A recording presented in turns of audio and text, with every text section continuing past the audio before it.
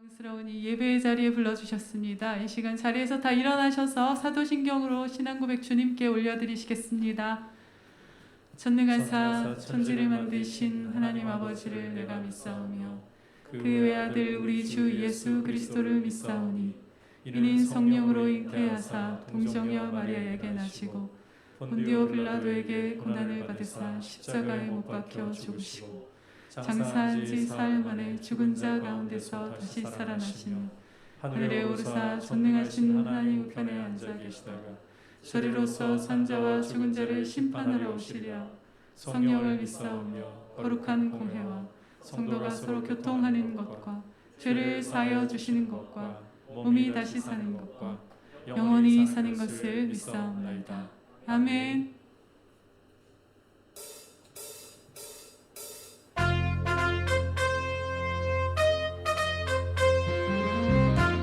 할렐루야. 만유의 주 예수 그리스도 주님 높임을 받으시옵소서.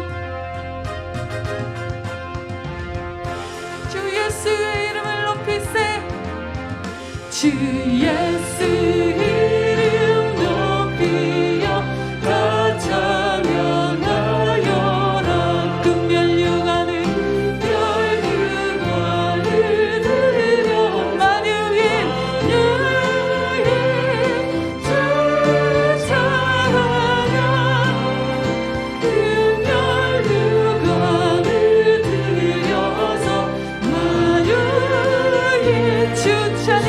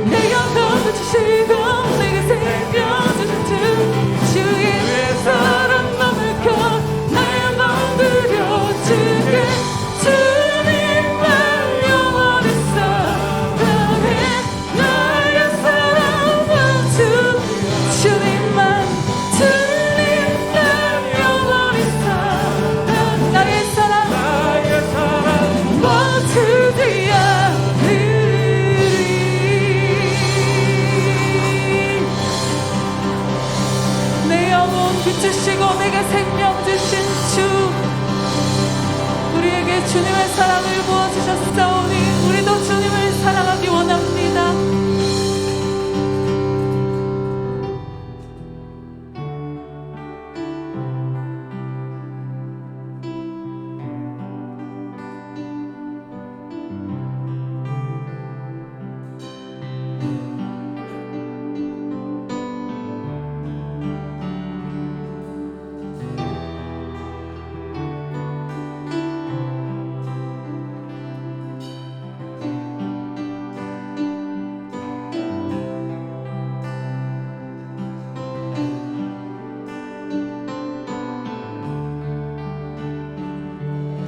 주 앞에 겸손히 나섭니다. 주는 날 부르셨네. 십자가 용서하신 주 사랑, 주 보혈 날 덮으셨네. 승령 주신 주 놀라운 이세로 가장 크신 사랑 주 내게 주셨네.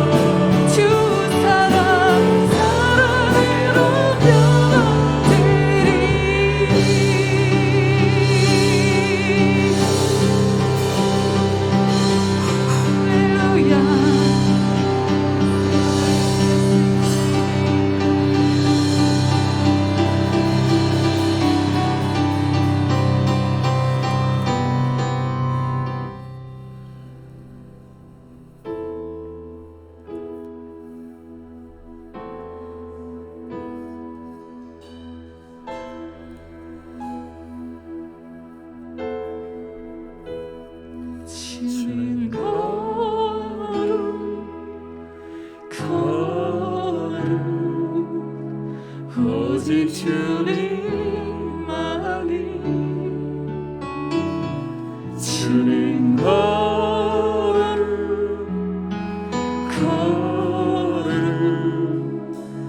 영광 받으소서. 주님 걸음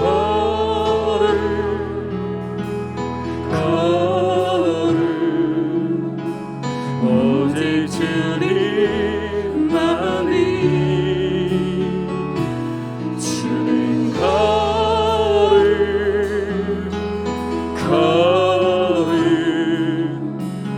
영광 받으소서.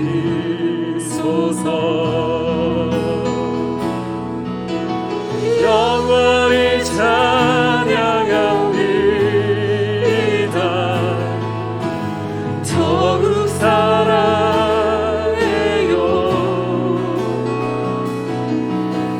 주 보좌 영원히 거하리. 주께 더 가까이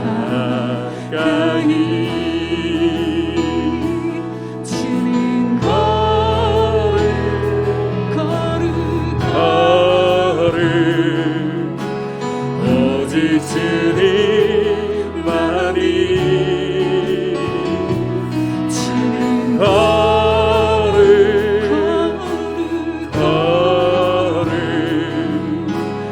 영광 받으소서.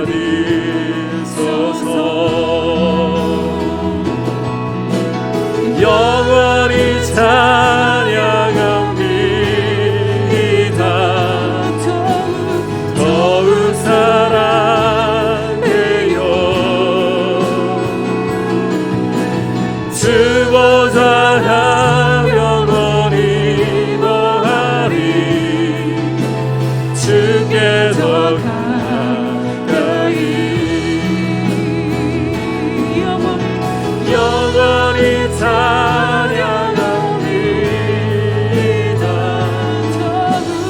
더욱 사랑해요.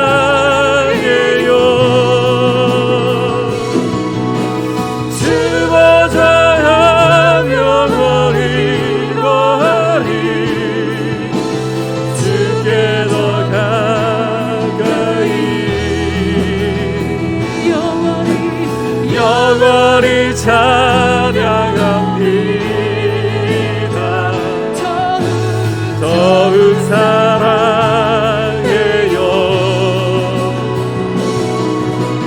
주 보좌 영원히 거하리. 주께 더 가까이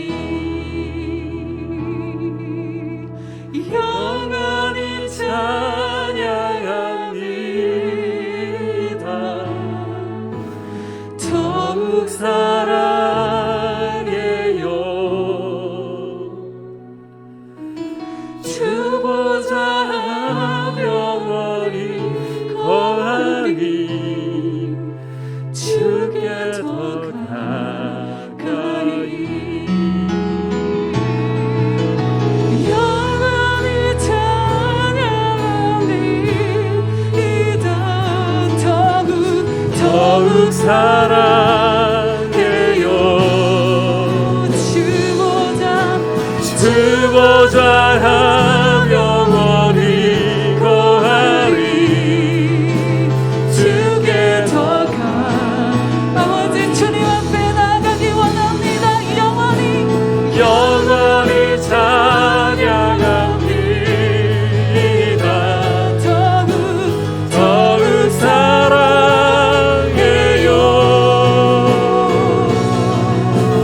주보좌 하며 영원히 거하리.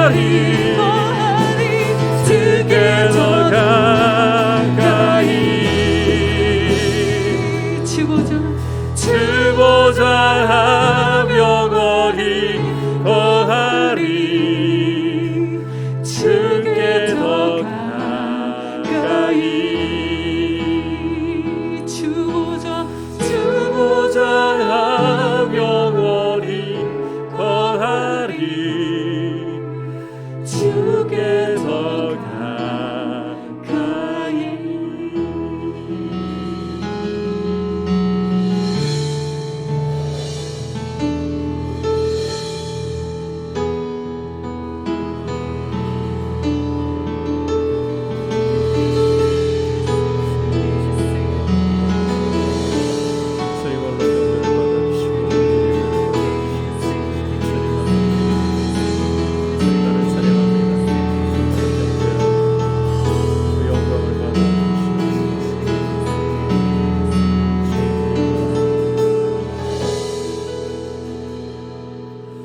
하나님 아버지, 이 시간 우리 마음을 주님 앞에 드리며 주님의 얼굴을 구합니다. 이 예배 가운데에 또 가정에서 드리는 예배 가운데에 주의 성령께서 충만하게 임하셔서 주님을 사모하고 주님을 예배하는 모든 성도들의 마음을 부드럽게 하시고 주님을 사모하게 하시고 주님의 음성을 들을 수 있도록 깨닫게 하시고 이 시간 주님의 보혈이 마음에 큰 증거가 되어서 주님을 깊이 만나는 복된 예배가 되게 하시고 주님의 임재 가운데에서 주님의 말씀을 깨닫는 귀한 시간 될 수 있도록 모든 존귀와 영광이 하나님 아버지와 우리 주 예수 그리스도께로 돌아가며 성령님께로 돌아갈 수 있는 귀한 예배가 될 수 있도록 이 예배를 받아주시고 다스려 주시옵소서. 우리로 하여금 주님을 더욱 사랑하고 주님을 더욱 사모하게 하여 주옵소서. 같이 합심해서 기도하겠습니다. 하나님 아버지, 감사를 드립니다. 우리를 이 예배의 자리로 불러주셔서 자비하신 아버지 앞에 우리의 마음을 쏟아놓으며 주님을 예배하게 하여 주시니 감사합니다. 하나님 아버지, 간구합니다. 우리의 마음을 주님께 드리며 주님의 얼굴을 구합니다. 주님, 이 시간 우리의 마음을 잘 아시오니 주의 성령께서 우리 마음을 기경하여 주셔서 우리의 마음이 부드럽게 하시고 우리의 마음이 가난하고 겸손하게 하시고 우리의 마음이 주님의 말씀을 사모하고 깨달을 수 있도록 주의 성령께서 돌보아 주시고 이 시간 주님의 보혈로 우리의 마음을 깨끗하게 씻으시고 주님의 보혈의 능력으로 정결하게 하시며 새롭게 하여 주셔서 주님 앞에 예배하는 주의 백성 한 사람 한 사람이 주님을 만나고 한 성령 안에서 주님을 바라보며 주님의 임재 가운데 기뻐하는 시간 되게 하여 주시옵소서. 주님의 이름에만 모든 존귀와 영광을 드리기를 원하오니 주님 붙잡아 주시옵소서. 주님의 존귀하고 크신 이름만을 높여드리기를 간절히 원합니다. 우리의 예배를 받아 주시옵소서. 우리를 예배자로 삼아 주시옵소서. 영원히 찬양합니다. 영원히 찬양합니다. 더욱 사랑해요.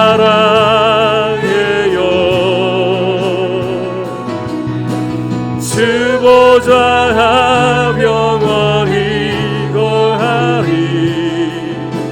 주께 더 가까이 영원히 찬양합니다. 더욱 사랑해요.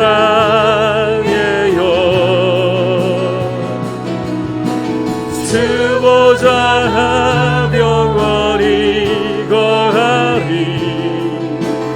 주께 더 가까이.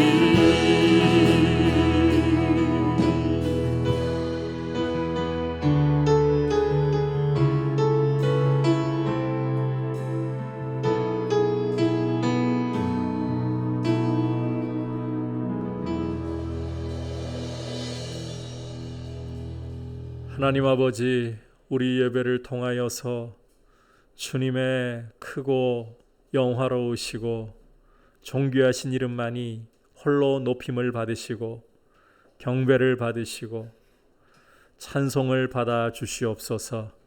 아버지, 우리의 마음을 주님 앞에 이 시간 드리오니 성령께서 기경하여 주셔서 우리 안에 부드러운 마음으로 주님의 말씀을 받을 뿐만 아니라 이 말씀을 잘 지키어서 인내로 결실할 수 있는 마음으로 옥토와 같게 하여 주시고, 무엇보다도 주님의 말씀을 깨달을 수 있도록 성령께서 거룩한 빛과 불로서 우리의 마음을 뜨겁게 하시고 깨닫게 하셔서 주님을 사랑하고 주님을 예배하며 주님만을 높여드리는 귀한 예배자의 삶으로 우리의 삶을 드리게 하여 주시옵소서. 예수님의 이름으로 기도드립니다. 아멘. 광고 말씀드립니다. 종교시설에 대한 거리두기가 아직까지 오늘까지 이 좌석수의 20% 시행되고 있습니다. 오늘 오후에 이제 거리두기 조정안이 발표가 되는데 아직까지 어떤 상황이 될지 참 쉽게 잘 풀어질 것 같지는 않습니다. 하지만 추후에 상황이 변화되면 단톡방을 통해 가지고 여러분들께 예배에 대해서 더 상세하게 공지해 드리도록 하겠습니다. 그리고 가정에서 예배 드리시는 분들을 위해서 주일 예배와 수요 예배는 실시간 스트리밍으로 예배를 보내드리고 있습니다. 아울러서 소교리 문답, 이제 지난 금요일부터 시작이 되었었는데 함께 아이디어를 모으고 또 도와주시는 분들이 계셔가지고 이제 1편이 잘 이렇게 또 소개가 되었고 많은 분들이 참여해 주시고 계시는 것을 볼 수 있습니다. 우리 사역자들 세 분과 또 이 편집과 대본 부분에서 많이들 수고를 해주셨어요. 더 참여해서 도와주시는 손길들이 있습니다. 그래서 이렇게 1편 잘 만들어졌는데 계속해서 이 소교리 문답 영상이 잘 만들어질 수 있도록 기도해 주시고 또 성령께서 쓰시는 통로로 그렇게 잘 세워져 가도록 함께 관심을 가져주시기를 바랍니다. 자, 이제 주님 앞에 함께 봉헌 드리도록 하겠습니다.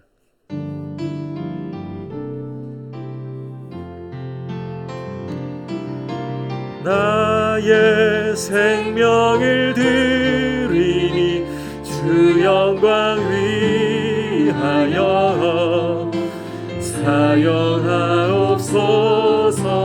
내가 사는 날 동안에 주를 찬양하며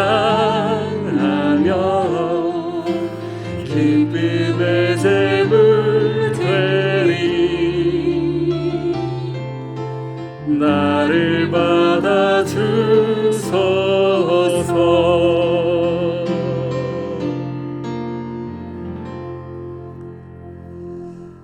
하나님 아버지, 우리가 아버지 앞에 올려드리는 이 귀한 예물을 우리의 고백과 함께 받으시고 우리의 삶의 모든 좋은 것들이, 선한 것들이 아버지께로부터 오고 또 아버지의 영광 가운데 우리가 부족함이 없도록 날마다 일용할 것으로 채워주심을 인하여서 감사를 드립니다. 아버지, 무엇을 하든지 간에 주님 주시는 힘으로 주님 안에서 행하게 하시고 어려운 경기와 또 참 어려운 바이러스의 이 상황 가운데서도 우리 성도님들 주님과 한 걸음 한 걸음 동행하면서 주님 주시는 위로와 하늘의 기쁨과 주의 평강이 삶을 사로잡아서 주님과 동행하는 귀한 복을 풍성하게 누리도록 인도하여 주시옵소서. 예수님의 이름으로 기도드립니다. 아멘. 이제 주시는 하나님의 말씀 함께 받도록 하겠습니다. 이 시간 주시는 하나님의 말씀은 에베소서 4장 17절에서부터 24절까지 말씀입니다. 한 절씩 교독하겠습니다. 그러므로 내가 이것을 말하며 주 안에서 증언하노니 이제부터 너희는 이방인이 그 마음에 허망한 것으로 행함같이 행하지 말라.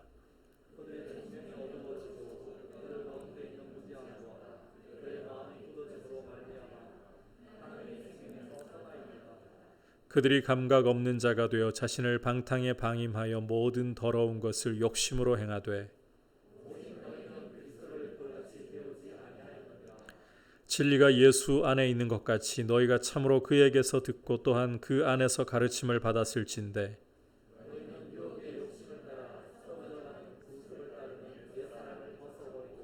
오직 너희의 심령이 새롭게 되어 하나님을 따라 의와 진리의 거룩함으로 지으심을 받은 새 사람을 입으라. 아멘. 옆에 분들과 인사 나눌까요? 사랑하고 축복합니다. 성령 충만하십시오. 코로나로 인해서 참 많은 것들이 바뀌고 있고 그에 따른 고민을 멈출 길이 없어 보입니다.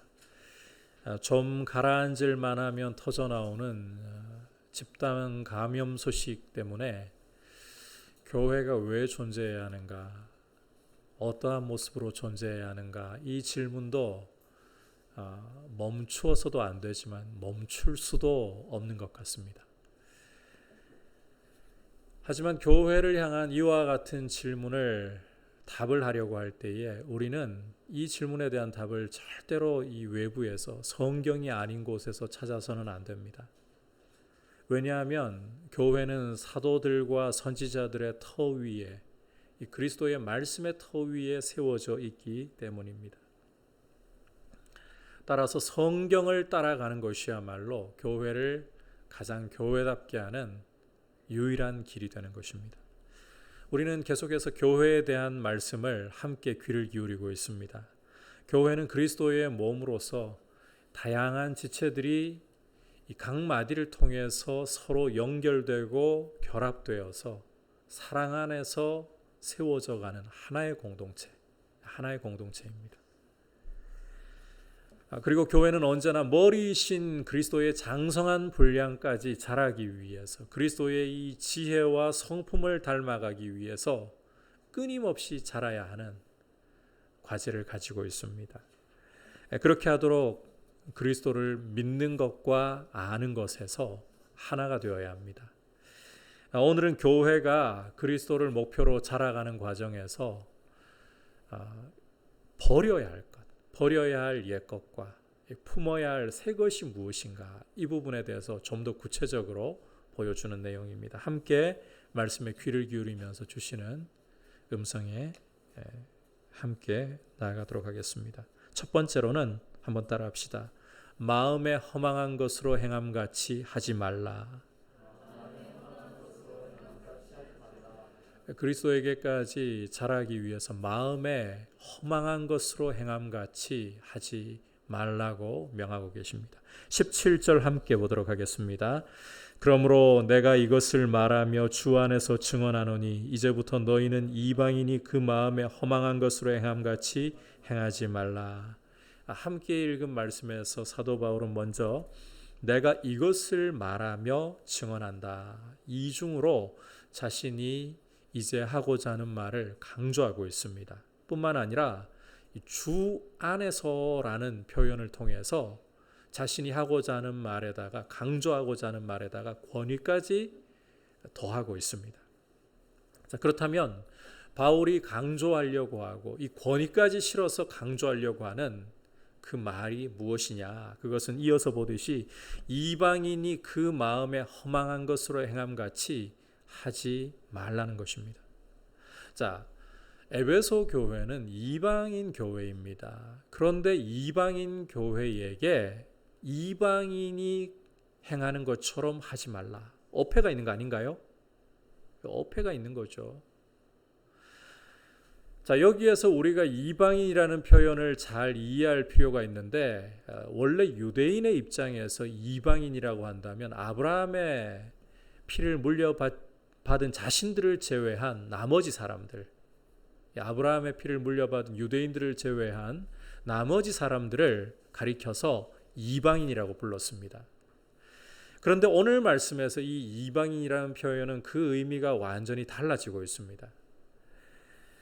여기에서는 예수님을 믿지 않는 사람, 하나님의 가족에 속해 있지 않은 사람을 가리키는 용어로 사용을 하고 있는 겁니다. 그러니까 이 17절의 의미는 예수님을 믿고 하나님의 가족이 되고 교회가 된 사람들은 더 이상 예수님을 믿지 않는 사람들처럼 살아서는 안 된다. 세상과 같이 걸어가서는 안 된다는 것입니다. 왜냐하면 이 세상에 예수님을 믿지 않는 사람들의 마음이 허망하기 때문이다. 허망하기 때문이다. 자, 이 허망하다는 것이 도대체 어떤 모습을 보여주는 것이기 때문에 이와 같은 모습을 따르면 안 되는 것인가? 우리 17절 말씀을 함께 살펴보도록 하겠습니다. 18절 말씀을 함께 살펴보도록 하겠습니다. 시작. 그들의 청명이 어두워지고 그들 가운데 있는 무지함과 그들의 마음의 굳어짐으로 말미암아 하나님의 생명에서 떠나 있도다.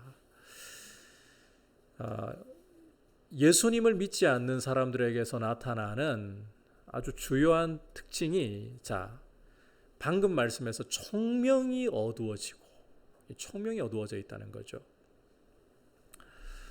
이런 어둠, 청명이 어두워진 것은 우리말 번역 순서대로만 보면 안 돼요. 원문의 순서대로 다시 한번 이 부분을 정리를 하자면, 마음이 딱딱하게 굳어지기 때문에 오는 무지로 이 어둠이 발생한다는 겁니다. 이 청명의 어둠이라는 것은 마음이 딱딱하게 돌같이 굳어짐으로 말씀이 그러면 빛을 비추어도 못 받아들여요. 무지가 생겨요. 이것 때문에 발생한다는 거예요. 성경은 지혜와 지식의 근본이 어디에 있다고 말씀합니까? 여호와를 경외하는 데 있다. 그런데 세상은 하나님을 경외하기는커녕 하나님을 반역하고 하나님을 떠나서 관계가 깨어져 버렸습니다. 따라서 이 세상은, 자, 스스로는 지혜 있다고 자랑하지만 이 마음이 하나님을 떠나는 순간부터 돌같이 단단하게 굳어져 버려요. 여러분, 하나님을 경외하며 나타나는 아주 중요한 특징이 마음이 부드러워진다는 거예요. 굉장히 마음이 부드러워져요. 그래서 말씀의 빛이 비치면 그 빛을 받아들이는 겁니다. 반대로 하나님을 떠나고 하나님을 반역하면 이 마음이 돌덩이처럼, 차돌처럼, 다이아몬드처럼 딱딱하게 굳어져 버리고 아무리 말씀의 빛을 비추어도요, 그 빛을 받아들이려고 하질 않아요. 어둠이 생겨버리는 거죠. 그러면 굉장히 어리석어집니다. 그래서 세상은 썩어지지 않을 하나님의 영광을 썩어질 사람과 금수와 버러지의 형상으로 바꾸어버리는 그런 참 어리석은 짓을 저지르고 만다는 거예요. 이러한 모습을 잘 풍자한 말씀이 이사야 44장 15절에서부터 17절까지의 말씀입니다. 우리 함께 이사야 44장 15절부터 17절까지 한 목소리로 보겠습니다. 시작. 이 나무는 사람이 땔감을 삶는 것이거늘 그가 그것을 가지고 자기 몸을 덮게도 하고 불을 피워 떡을 굽기도 하고 신상을 만들어 경배하며 우상을 만들고 그 앞에 엎드리기도 하는구나. 그 중에 절반은 불에 사르고 그 절반으로는 고기를 구워 먹고 배불리며 또 몸을 덮게 하여 이르기를 아하 따뜻하다 내가 불을 보았구나 하면서 그 나머지로 신상 곧 자기의 우상을 만들고 그 앞에 엎드려 경배하며 그것에게 기도하여 이르기를 너는 나의 신이니 나를 구원하라 하는도다. 여러분, 이 예수 그리스도를 알지 못하는 이 세상 가운데 있는 사람들의 모습을 한번 보십시오. 나무 기둥 하나일 뿐이에요. 그것도 다른 나무에서 따로 가져온 것도 아니고 한 나무에서 가져온 나무 기둥 하나일 뿐이에요.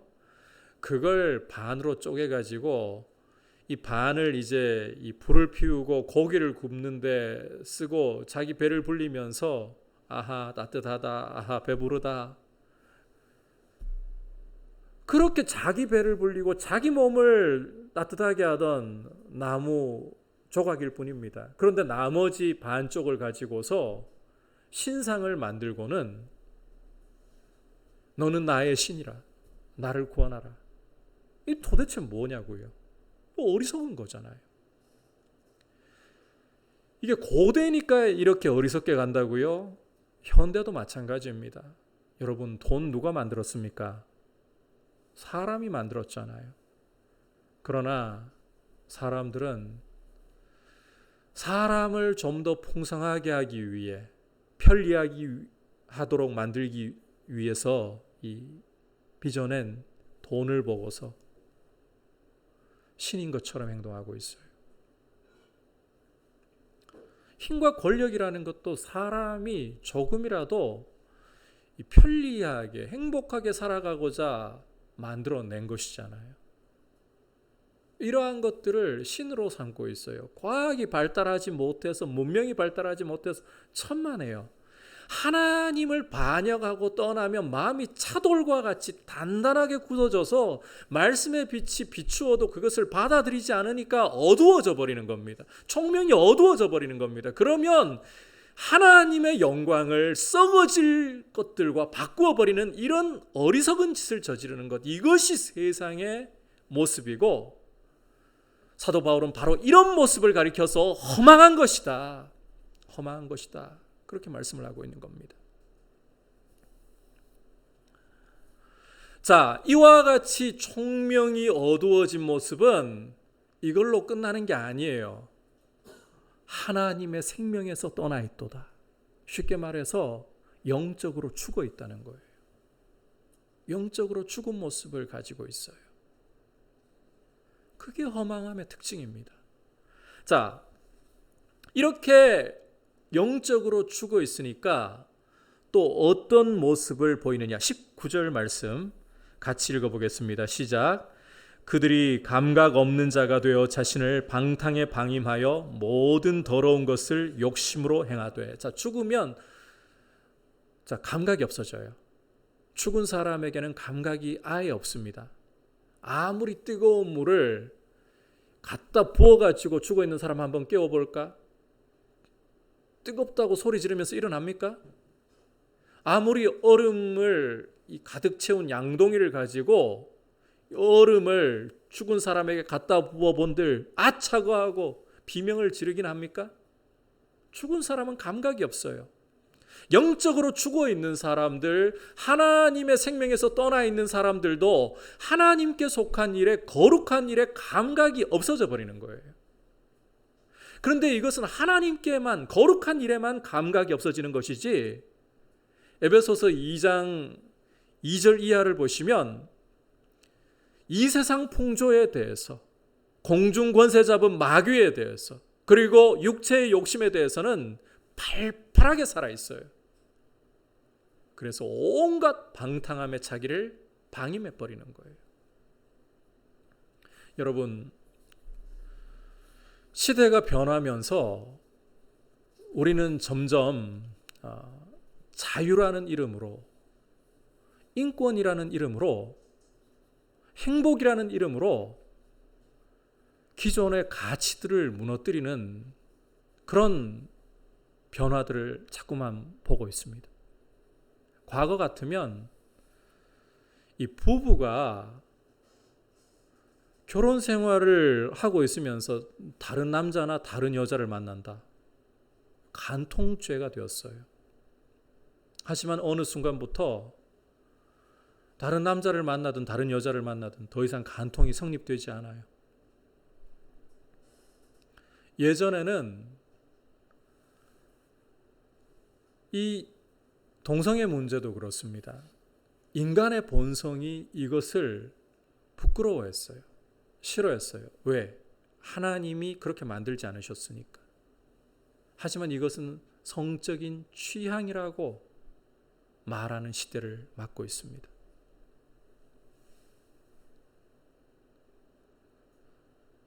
세상 법에만 안 걸리면 무슨 짓을 해도 내가 뭘 질서를 어겼는데, 죄를 저질렀는데, 그게 세상의 방식이에요.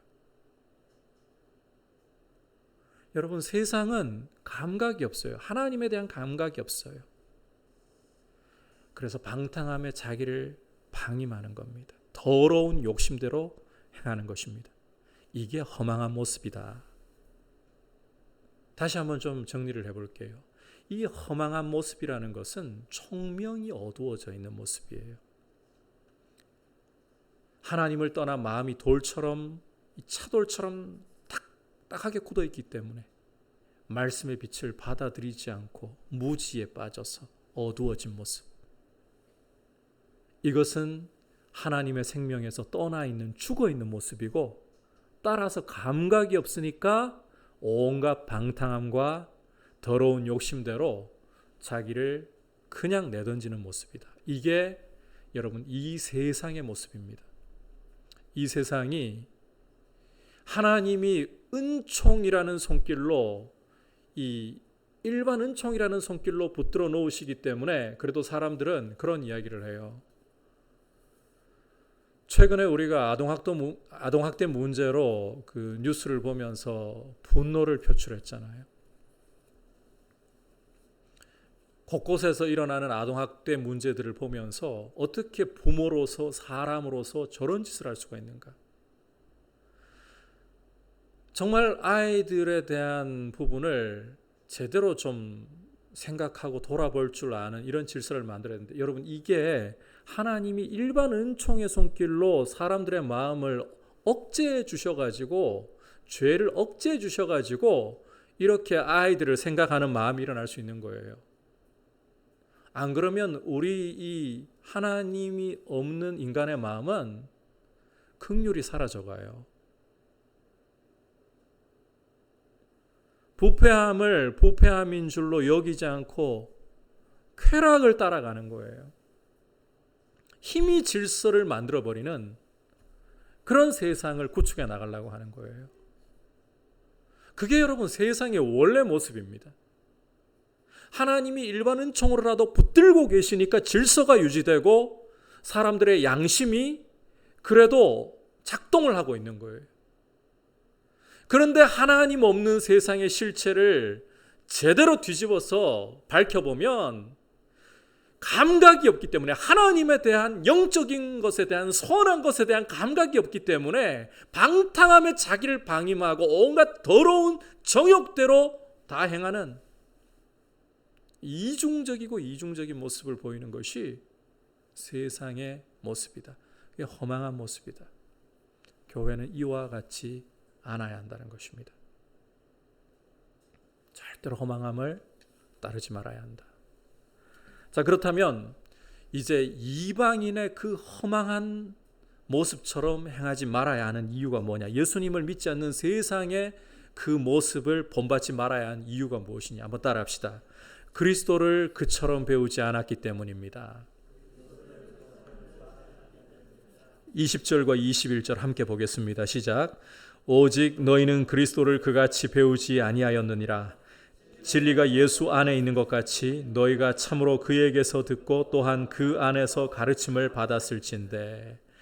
자, 바로 함께 읽은 이 말씀에서 예수님을 믿는 사람들이 믿지 않는 사람들을 본받지 말아야 할 이유, 당위성을 간단하지만 강력하게 전해주고 있습니다. 그 이유는 그리스도를 그렇게 배우지 않았다는 겁니다. 우리는 그리스도를 그렇게 이방인이 그 마음에 허망한 것으로 행하는 것처럼 배우지 않았다. 이게 끝이에요. 우리의 머리이신 예수 그리스도께서 그렇게 우리를 가르치지 않으셨는데 그의 몸된 교회가 그렇게 간다는 것은 말이 안 되는 것이다. 이게 끝이에요. 다른 여러 가지 변명이나 여러 가지 이유를 갖다 붙일 필요가 없어요. 그리스도께서 아니라 하시면 끝나는 거예요. 교회의 길인 거예요. 자, 그렇다면 그리스도께서는 교회에게 무엇을 가르치신 것인가? 다시 21절 전반부를 보시면 진리가 예수 안에 있는 것 같이라고 말씀을 하고 있는데, 간단히 말해가지고 진리를 가르치셨다는 겁니다. 예수님은 교회에게 진리를 보여주시고 가르치셨다. 참고로 이 예수님 안에 진리가 있다, 진리가 예수님 안에 있다는 것은 주님 마음에 진리가 가득하기 때문에 입을 열어서 말씀하시면 그 말씀이 곧 무엇이다? 진리이다. 이 사람의 마음은 사람의 컨트롤 타워 역할을 해요. 이 마음에 있는 것이 행동을, 말뿐만 아니라 행동을 결정하게 되는 거예요. 그래서 예수님의 마음에 진리가 가득하기 때문에 예수님이 행하시는 모든 것이 무엇이다? 진리라는 것입니다.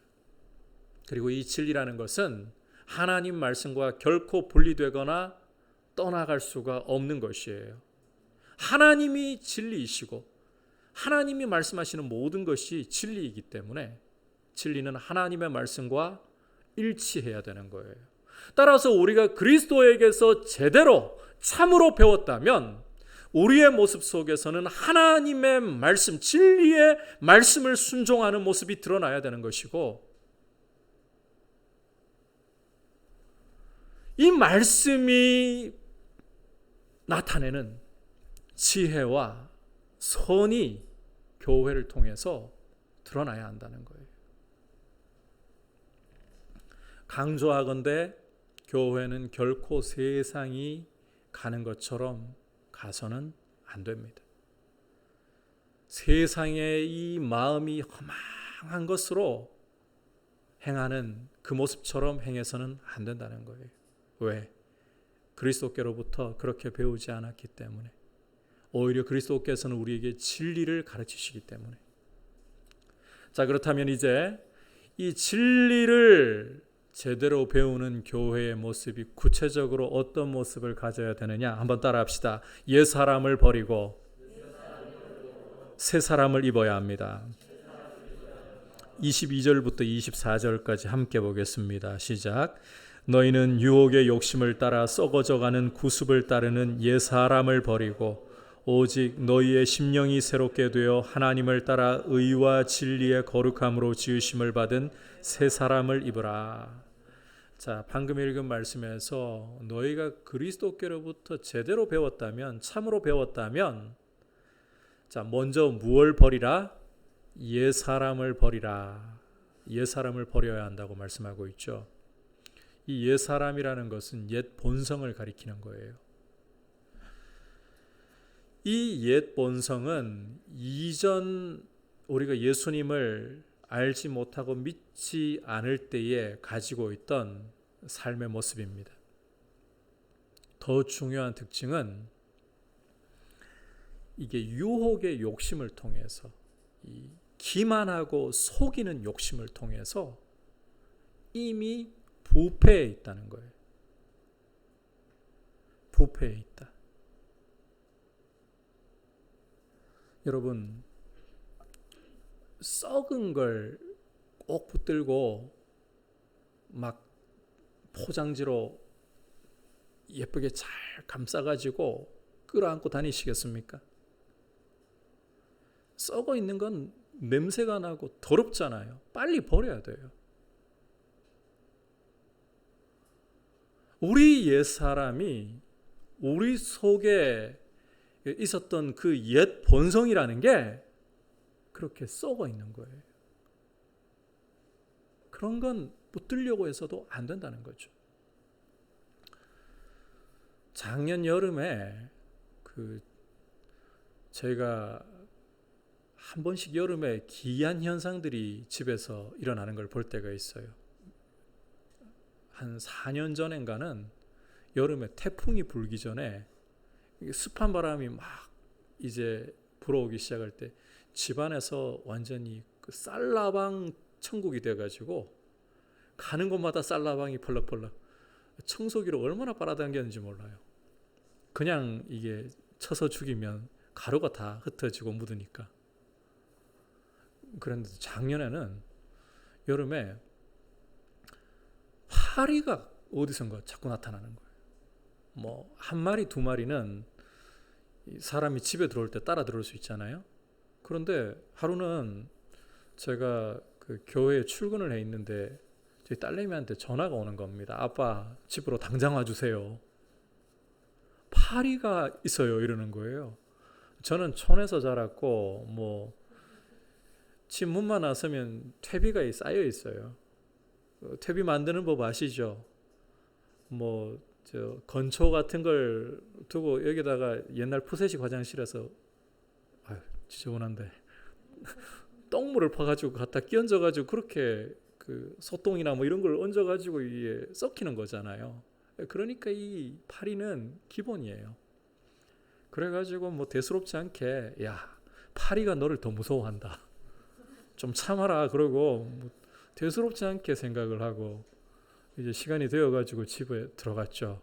집에 들어가가지고 보니까 이게 장난이 아니에요. 방충망에 파리가 수십 마리가 붙어 있는 겁니다. 한 20마리를 한 번에 잡았어요. 이제는 끝났겠지. 그런데 제가 앉아가지고 좀 있는데 1시간도 채 지나기 전에 파리가 또 나타나는 거예요. 잡았어요? 또 나타나는 거예요. 잡았어요? 한 40마리를 잡았어요. 이제 끝났겠지. 웬걸요? 그날 제가 잡은 파리의 총수가 100마리가 넘었습니다. 이건 따라 들어오는 문제가 아니에요. 구멍 뚫려서 들어오는 문제도 아니에요. 집안 어딘가 이게 썩은 게 있고 거기에 파리가 알을 놓고 구더기가 만들어지고 파리가 아예 때로 발생을 했다는 거예요. 이걸 가만둬야 될까요? 이런 더러운 상황을 뒤져서라도 이 뿌리부터 없애버리려고 해야죠.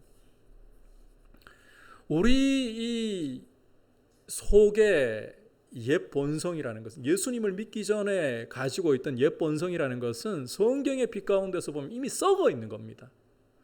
여러분, 세상이 아무리 깨끗하게 아무리 잘나게 보이려고 한들 진짜 그 뚜껑을 열어가지고 실체를 보면 예수를 믿지 않는 사람들의 본성은 이미 부패해 있어요. 썩어 문드러져 있어요. 이런 모습이 그리스도인에게는 절대로 어울리는 모습이 아니에요. 그래서 교회는 이 옛사람을 버려야 된다는 겁니다.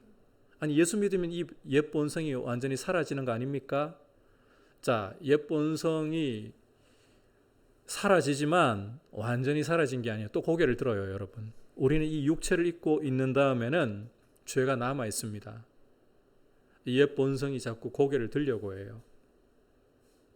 그래서 이 옛 본성을 계속해서 없애야 되는 거예요.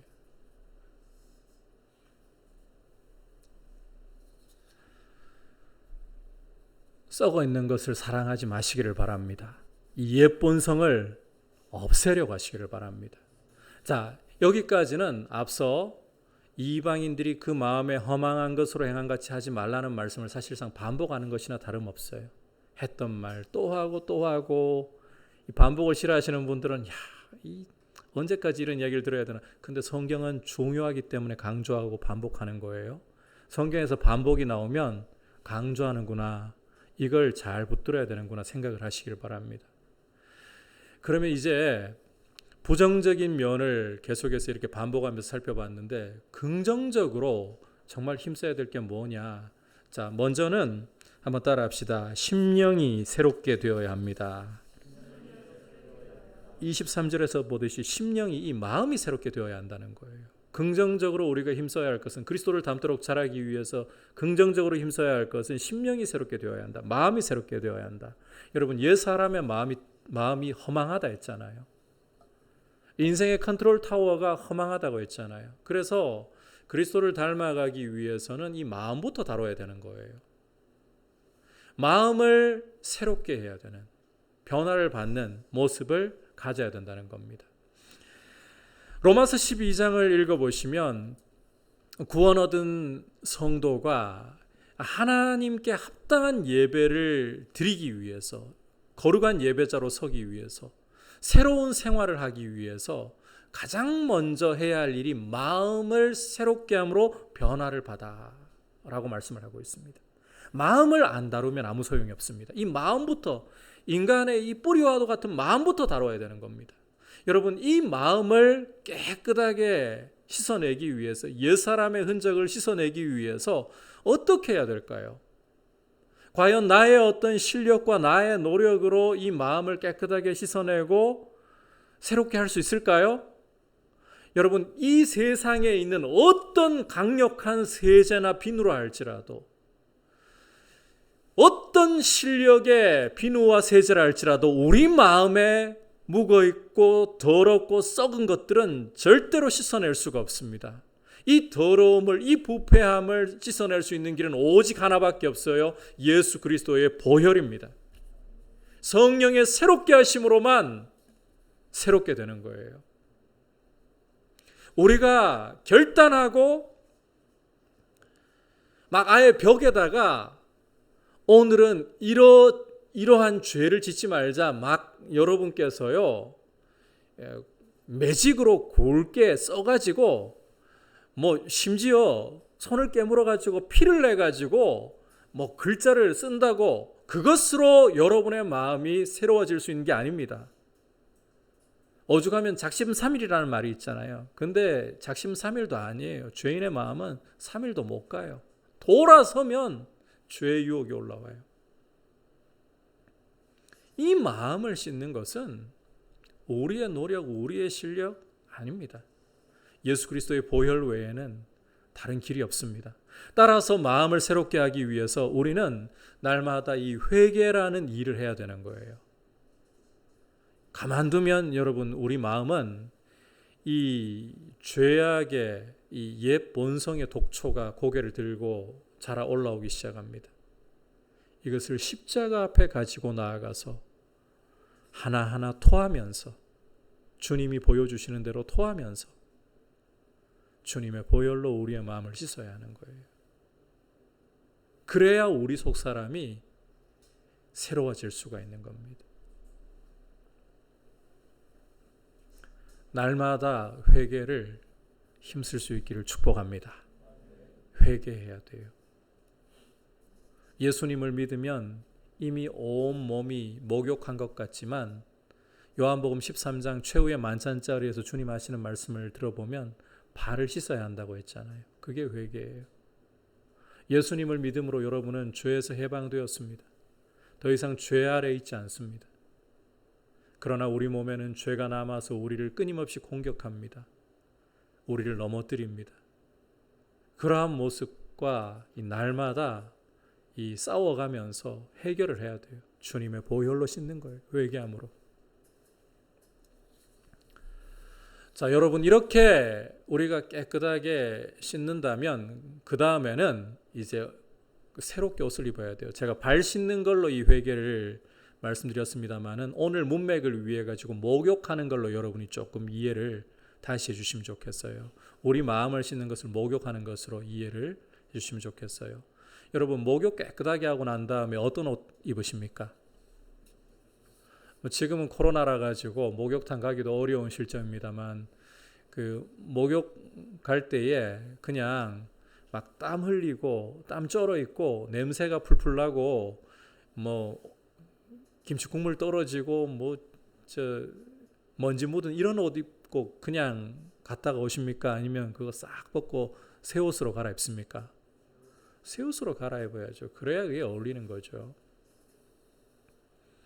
이렇게 우리의 마음을 새롭게 했다면 이제는 그리스도인들은 새 옷을 입어야 돼요. 어떤 새 옷이냐? 24절을 보시면 하나님을 따라 의와 진리의 거룩함으로 지으심을 받은 새 사람이라는 옷을 입어야 한다는 거예요. 자, 의와 진리의 거룩함으로 지으심을 받은 새 사람. 여러분, 이 새 사람이라는 옷은 원래 하나님이 처음 사람을 지으셨을 때 첫 사람 아담이 입고 있던 옷이었습니다. 원래 인간의 옷이었어요. 물론 이 의와 진리와 거룩함의 옷이 완성된 건 아니었습니다. 아담이 처음에 입고 있었으나 완성된 것이 아니라 하나님 말씀에 순종하면서 완성해 가야 하는 옷이었어요. 하지만 아담이 최초에 죄를 짓기 전에 입고 있던 옷은 의, 진리, 거룩함이었습니다. 완성된 모습이 어떤 모습이냐? 옷과 사람이 분리가 안 돼요. 그 옷이 곧 그 사람인 거예요. 의와 진리와 거룩함으로 충만한 그게 곧 그 사람인 모습. 그게 완성이에요.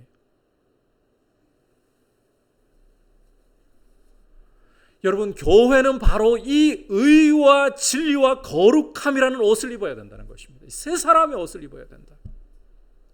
그런데 자, 이 하나님을 따라 24절에 하나님을 따라라는 표현이 보여주듯이 이 의와 진리와 거룩함의 이 세 사람의 옷의 소재는 이 세상의 소재가 아니에요. 하나님께, 성삼위 하나님께 속해 있는 소재예요. 다시 말해서 예수 그리스도께서 십자가에 죽으시고 부활하시고 승천하심으로써 의라는 소재를 주시고 보좌 우편에서 성령을 우리에게 부어주셔서 진리의 말씀으로 성령이 우리를 가르치시고 진리 가운데로 인도하심으로써 우리를 거룩하게 하심으로 또 소재를 주시는 거예요. 이것이 어우러져서 새 사람이라는 옷이 되는 거예요. 여러분, 예수 그리스도를 믿는 순간에 여러분에게는 이미 이 옷이 입혀진 줄 믿습니다. 새 사람의 옷이 입혀졌어요. 그런데 아담이 최초에 지음을 받고 이 옷을 입었으나 완성이 아니라고 했었죠. 마찬가지로 우리도 예수님을 믿어서 죄에서 해방되고 하나님 자녀가 되는 순간에 이 세 사람의 옷이 입혀졌지만 완성된 게 아닙니다. 아직은 이게 옷과 사람이 좀 분리된 것 같아요. 그러니까 자꾸 또 우리가 넘어지고 죄를 짓는 거잖아요. 이 옷이 제대로 완성되려면 우리하고 옷이 구별되면 안 되는 거예요. 의와 진리와 거룩함이라는 이 옷이 곧 우리의 모습이고 우리의 성품이 되어야 되는 거예요. 이것이 언제 이루어지느냐? 이 완성이 언제 이루어지느냐? 바로 예수 그리스도께서 이 땅에 다시 재림하시는 순간입니다. 그 날이 올 때까지 교회는, 성도 각 사람은 이 의와 진리의 거룩함이라는 새 사람의 옷을 입고 또 입고 날마다 입는 이 과정을 계속해서 걸어가야 되는 거예요. 그러는 가운데 계속해서 이런 모습이 교회를 통해서 드러나야 돼요. 성도를 통해서 드러나야 되는 거예요. 여러분, 지금 우리 한국교회의 이미지는 고집과 불통, 사람들에게 이런 이미지로 박혀 있습니다. 의와 진리와 거룩함이 드러나기보다 고집과 불통의 이미지가 드러나고 있어요. 우리가 날마다 이 옷을 입었다면 조금씩 어울려야 돼요. 옷이. 여러분, 옷 사가지고 이 옷이 몸에 잘 어울리려면 옷을 자꾸 입고 맵시를 해야 되잖아요. 그것처럼 이 의와 진리와 거룩함이라는 이 세 사람의 옷도 우리에게 어울리려면 날마다 이 옷을 입고 날마다 이 옷에 어울리게 행동을 해야 되는 거예요. 그러다 보면 점점 어울리고 나중 가면 어떤 모습이 된다 그랬어요. 이게 옷인지 우리인지 하나가 되는, 그게 완성이라 했잖아요. 우리 한국교회가 그러지를 못하고 있어요. 이 옷을 받았으나 이 옷은 어디 간지 안 보이고 이 자꾸 부끄러운 모습만 드러내고 있어요. 고집과 불통의 이미지가 교회의 이미지예요. 이 코로나 시대에 맞춰서 주님이 이 예배소서 말씀을 함께 나누면서 교회가 무엇인가 계속해서 생각하게 하고 계시죠. 여러분, 이 질문은 정말 중요한 질문입니다. 교회가 무엇인가? 교회가 어떠한 모습이어야 하는가? 교회는 예수님을 믿고 신앙생활을 하는 순간부터 이 새 옷에 어울리는 그런 면모를 자꾸 나타내야 돼요. 예수 그리스도가 자꾸 나타나야 돼요. 예수님이 안 나타나니까 교회의 신뢰도는 이제 바닥을, 그런데 이게 끝이면 좋겠는데 아직 더 바닥을 칠 것 같아요. 지금 흐름으로 봐서는. 사람들이 교회에 대해서 예전 같으면 그 신뢰한다, 이 여론조사를 보면 그래도 꽤 높았었는데 지금은 8% 정도? 안 믿는 사람들은 교회에 대해서 신뢰한다는 답을 아는 사람들이 8% 정도밖에 안 돼요. 나머지 그럼 92% 정도는 신뢰하지 않는다. 교회는 개혁되어야 한다. 이렇게 이야기를 하고 있다는 겁니다. 그만큼 고집과 불통이 대명사가 되어버린 교회. 왜 이러는 건 거예요? 간단하죠. 새 사람이라는 옷을 안 입어서 그래요. 그 옷이 우리에게 어울리도록 날마다 입어야 되는데 어느 순간부터 교회는 거물을 자랑하기 시작했어요. 모이는 숫자를 자랑하기 시작했어요. 힘을 자랑하기 시작했어요. 뭐가 달라요, 세상과? 이 제대로 가야 할 교회가 이게 부패하기 시작하면 안 믿는 사람보다 더 타락합니다. 그래서 지금 이런 현상이 온 거예요.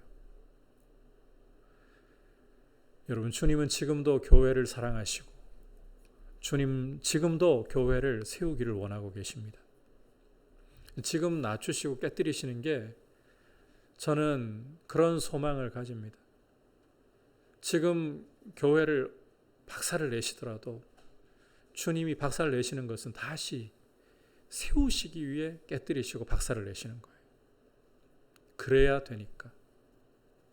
스스로 자정 능력을 잃어버렸으니까 깨뜨려서라도 다시금 의와 진리와 거룩함으로 이 세 사람의 옷을 입고 예수 그리스도의 영광을 나타내는 교회로 그렇게 세우기를 원하고 계신다. 이것이 이 코로나 시대를 통해서 주님이 지금 우리 한국교회를 다루시는 일 중에 하나이다. 고통스럽습니다. 깨어지는 거 고통스럽습니다. 소식을 들을 때마다 전도가 안 되면 어떻게 하지? 선교가 안 되면 어떻게 하지? 걱정됩니다.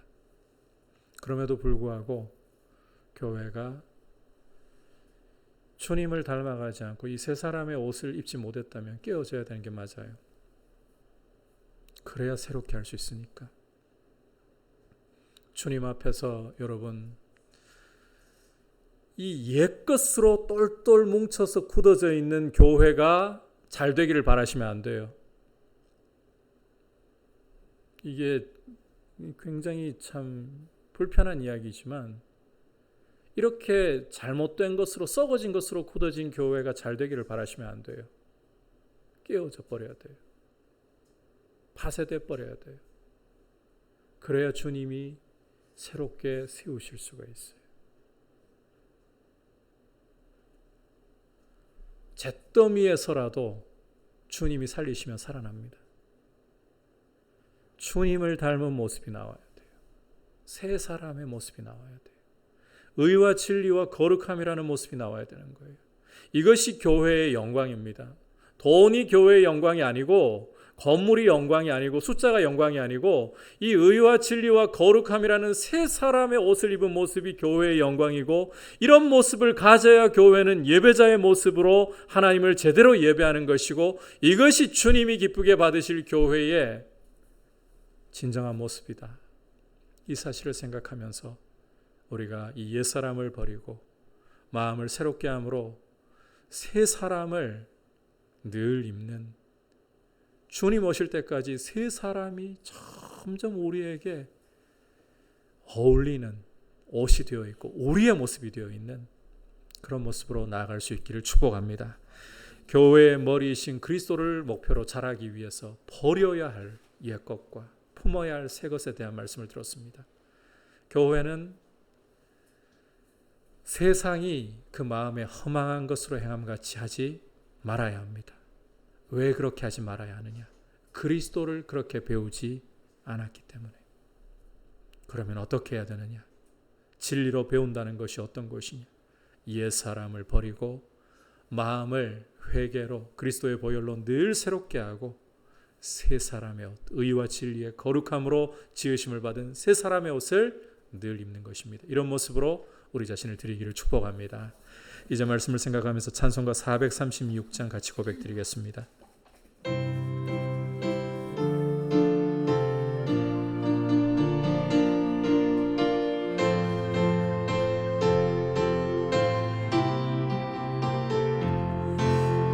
나 이제 주님의 새 생명 얻음mo 옛것은 지나고 새 사람이로다. 그 생명 내 맘에 그 사랑 내게서 해같이 빛난다. 영생을 주 안에 살리라. 오늘도 내일도 주 함께 살리라. 주 안에 감추인 새 생명 얻으니 이전에 줬던 것 이제는 값없다.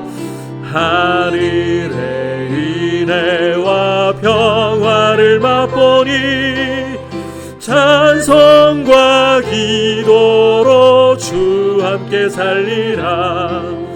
영생을 누리며 주 안에 살리라. 오늘도 내일도 주 함께 살리라. 산천도 조목도 새 것이 되었고 죄인도 원수도 친구로 변한다. 새 생명 얻은 자 영생을 누리니 주님을 모신 맘 새하늘로다. 영생을 누리며 주 안에 살리라. 오늘도 내일도 주 함께 살리라. 주 따라가는 길 험하고 멀어도 찬송을 부르며 뒤따라가리라. 나 주를 모시고 영원히 살리라. 날마다 섬기며 주 함께 살리라. 영생을 누리며 주 안에 살리라.